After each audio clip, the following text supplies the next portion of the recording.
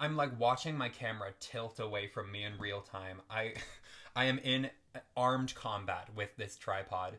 Hello and welcome. My name is Gabriel, and today I am doing the mid-year book freakout tag for 2021.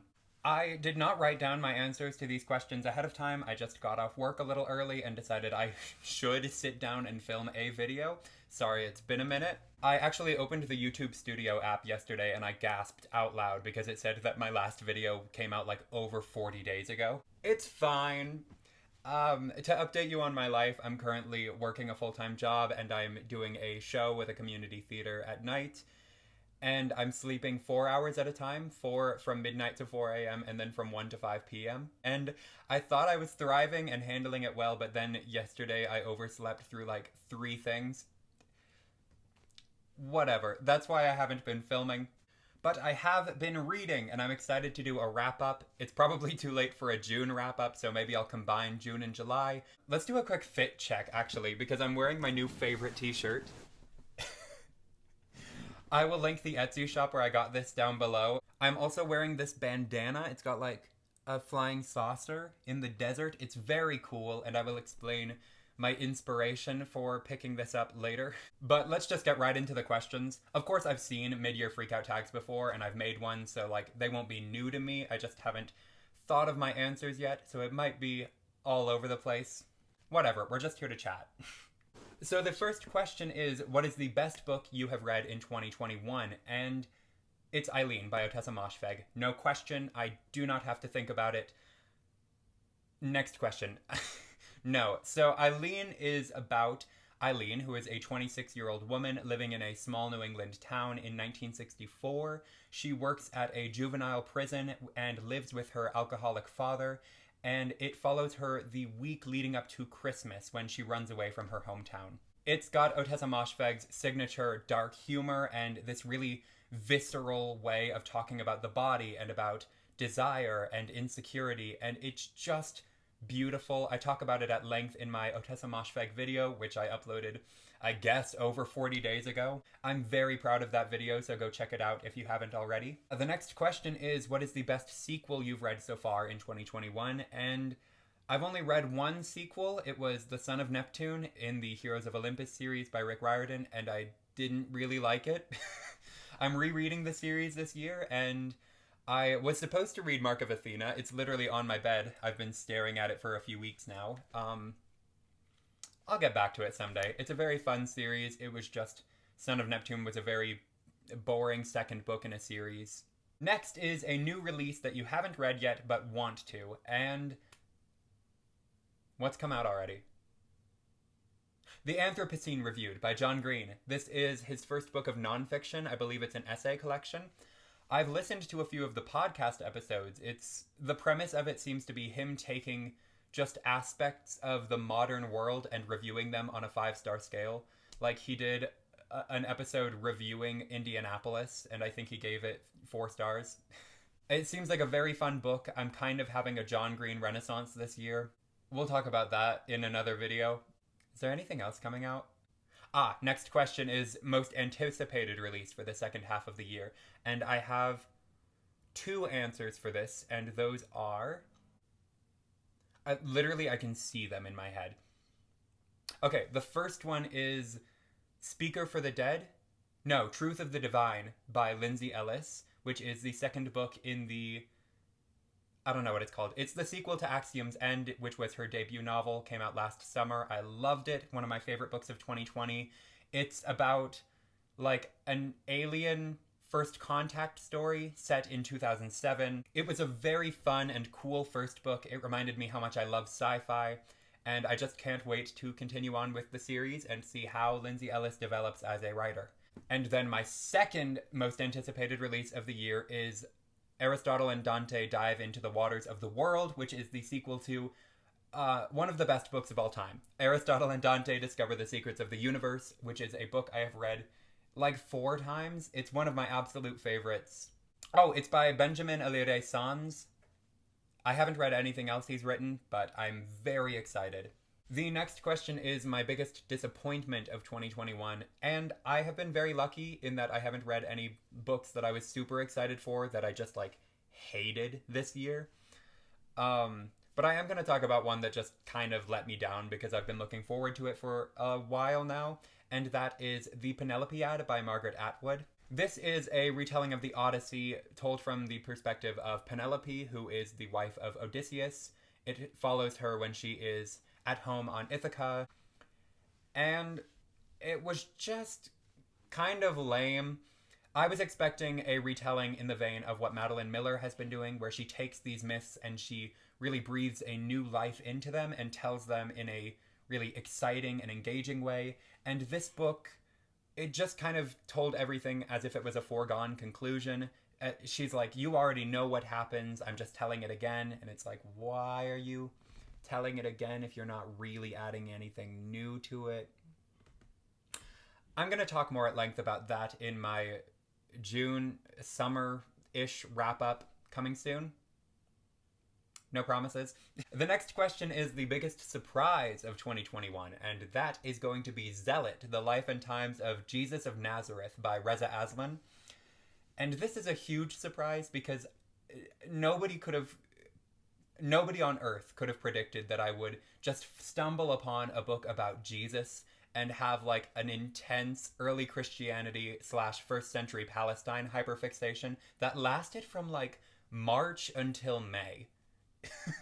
This book takes what few like genuinely historical accounts of Jesus of Nazareth exists and combines them with what we know about life in Palestine in the first century, and it uses them to create a sort of biography of who the historical figure of Jesus might have been. I talk about this one at length in my February wrap-up, which is another video I'm super proud of, so go back and check it out if you haven't seen it already. The next question is new favorite author, and I think you know who I'm gonna say. Say it with me. Tessa Moshfegh. Her books have been everything to me this summer. I read all 5 of them in a row in the month of May, and then I went and I watched every interview of her on YouTube, and then I went and I listened to every interview she has given on a podcast. And I think I have found every nonfiction essay she has published in various newspapers and magazines. I think that the way that she writes and looks at the world is so incredible, and it has just hit me at a time when I really needed to hear what she has to say. She writes a lot about isolation and just the discomfort of day-to-day life, existing as a human being inside of a body trapped in your own mind. Without going super in-depth, this last year, of course, was difficult for everybody. Dealing with isolation en masse and all of the adjustments to daily life that came with that. But for me personally, I moved to a brand new city in the middle of quarantine and I started college. And I'm a very extroverted person, so that isolation really started to get to me. Plus, I had this experience where all of the people around me in college going to the same online classes that I was seemed to be really enjoying themselves. And I felt like there was something wrong with me because I hated it. And I think that her writing really speaks to me because it kind of confirms my suspicion that, no, everybody is uncomfortable with the process of living. You are not broken in a special way.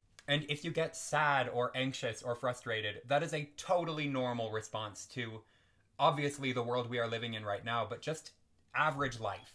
And I think her writing shows that it's more important to talk about those feelings and to acknowledge that everybody feels this way than to pretend that, sadness and anxiety is something that only affects some people, hiding in the shadows. And also that there is no group of perfect people out there who are just waking up every morning feeling happy and doing everything right.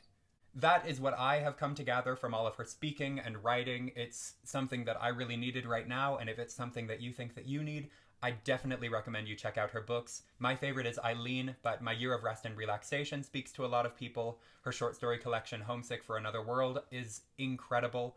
And I'm also a very big fan of McGlue, her novella, which I'll talk about in a minute. Hi again, different angle. I know you can see the mess behind me. Mind your business. I'm just jumping in because I realized I forgot a question, and that question is your new favorite character. I'm not the most character-based reader when it comes to books. I just want them to be, interesting. But my 2 favorites that I can single out that, I think about the most from books I have read this year are McGlue from McGlue and Rebecca from Eileen. McGlue I'm putting on this list because he's just so fascinating to me. Like, he's this pirate in the 1800s who is so devastated about the fact that he murdered the man that he loves that he spends the entire book, like, in this jail cell bashing his head against a wall to reopen this, like, gaping wound so that he doesn't have to remember what he's done. It's, like, crazy and sad. I have to stress that, but it's also wild and a beautifully written book. Nobody's read it. Somebody please read it. If you hate it, keep it to yourself. The other character is Rebecca from Eileen, who is so much fun. She is this, like, redhead. She's described as the most beautiful woman Eileen has ever seen in her life. She chain smokes cigarettes. She speaks in this old-timey, like, continental Hollywood actress voice. She went to Harvard, and she's just a blast, and the further you read in the book, the more you're like, oh, she's crazy, okay. The next question is newest fictional crush. So, I don't want to be a hater about this question, and I know that last year I, like, laughed at it, and I was like, oh, do people really get fictional crushes? And it's like, of course they do. Not me, though. I just don't get fictional crushes on book characters. I think that when it comes to crushes, I'm a very visual person, and that might sound vain, and it is, but I am much more likely to get a crush on, like, an actor in a movie than on a picture in a book. And it's not because I can't picture them in my head, it's just, like, characters in books are never going to feel as real to me as an actor that I can look at and, like, watch moving and talking. This is not a film channel, though, so you will not be hearing one peep out of me about those crushes. Next is a book that made you cry, and oh, this is a throwback because I recently reread The Fault in Our Stars by John Green. I didn't like it necessarily, but it did deeply affect me emotionally. I'm going to talk a lot about it in my wrap-up. All of these books are books that I haven't talked about yet on this channel, and I'm just like, tune in for my next video when I actually talk about them. Subscribe. Hit the bell icon. Thank you. Next is a book that made you happy. I don't really read happy books. I think you guys have gathered that by now. I just commented on Dasha's video earlier today over at the channel Mythic Pages. She was talking about how she likes books that make her miserable, and I agree. When I am looking for a book, I am looking for something that will make me deeply, viscerally unwell. What I mean to say is I like books that will give me a very intense emotional response, like an intense feeling that I can feel in my body, like it makes me sick to my stomach or something like that. And I just get that more from sad books. But I think I should actively seek out happy books because a lot of my favorite books make me happy. I just haven't really come across one this year. A popular answer for this question is The House in the Cerulean Sea by T.J. Klune, and I agree. That's a very sweet book. It's very cute. It's about, like, a social worker who goes to visit an orphanage on an island where there's, like, a house full of monster children. The next question is the most beautiful book you have bought so far this year, and I have shown this one on my channel before and talked about how it's my favorite cover ever, and it is Homesick for Another World by Otessa Moshfegh. Oh my god! It's got everything. It's got this, like, bold... I don't have the terms to describe it. Somebody smarter than me commented this art style. But it's got, like, this flying saucer, sci-fi influence. It's very... You know. It's got some green in it. Yes, this imagery is what inspired the purchase of this bandana. I hate that angle. That's like a TikTok thing, right? You hold your phone up like, don't look at my forehead. Why would you... So I love this cover a lot, and then I'm going to show you the Didions, because I think that all of her book covers are so iconic. Okay, so first off, there's Slouching Towards Bethlehem. I picked this one up not really knowing who Joan Didion was. I just saw the cover, and I was like, that's incredible. So, I love this, and then of course the White Album, very simple, very iconic. And then the one that I just got yesterday, Play It As It Lays. So, clearly there's like a theme not only with these books but with this one. I'm loving like the simple white background with bold typography and some like simple illustration. I know I just gave 4 answers for this question. It's my channel, I can do what I want. The next question is, what books do you need to read by the end of the year? And the answer to that is every Toni Morrison book. That sounds like a lot, but I think I only have 3 left. Oh god, I only have 3 left. Okay.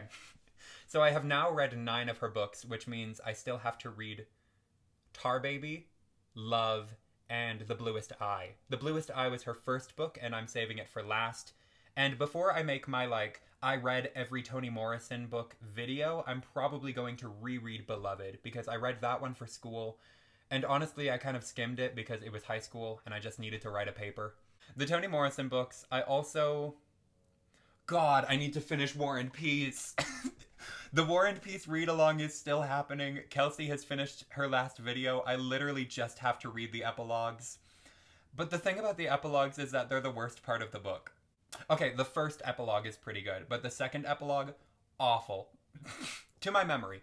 I'm not a very big fan of the essay chunks of the book. I just thought they were really boring the first time around, and so I've been putting it off this second time. But I'm running out of excuses. I'm sorry, Kelsey. I'll get that video out whenever. If you've been reading along, keep reading. I'm clearly giving you all the time in the world to catch up. The next question is my favorite book-to-movie adaptation that I have seen this year, and... have I seen any?